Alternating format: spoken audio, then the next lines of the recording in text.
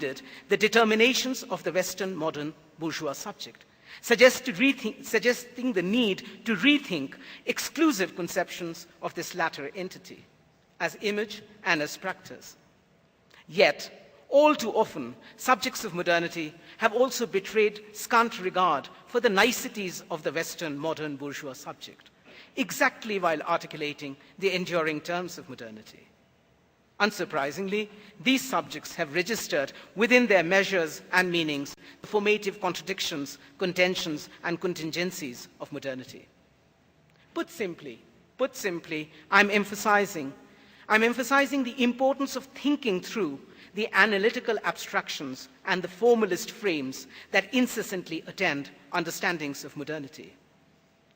On the one hand, it has become clear that ahead of their exclusive images, the divergent articulations of modernity and contending identifications of the modern have been linked to particular processes of history, identity, and difference.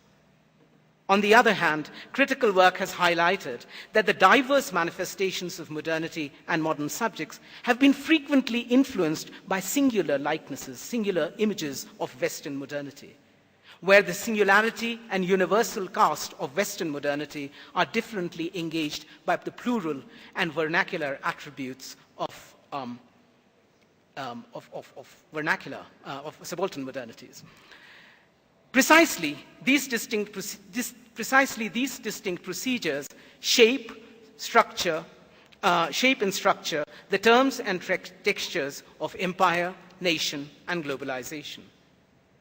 Unsurprisingly, formations and elaborations of modernity and modernism are increasingly discussed and debated today as contradictory and contingent processes of culture and power, as checkered and contested histories of meaning and mastery.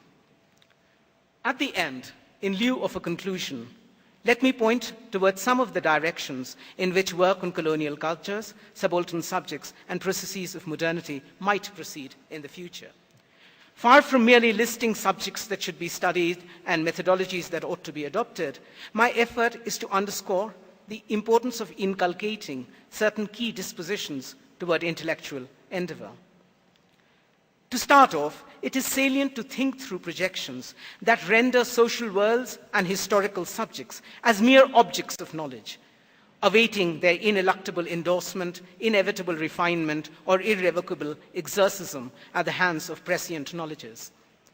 Instead, it is crucial to approach these worlds and subjects as acutely intimating conditions of knowing, to explore the generative meanings and practices in these terrains as key coordinates that shore up our worlds, demanding critical articulation and careful affirmation.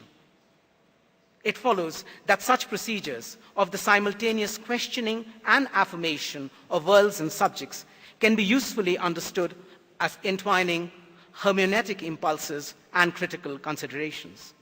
This is to say, as protocols entailing the interplay of prudent questionings of social worlds and their academic apprehensions with intimate accounts of the diversity and distinction of these terrains.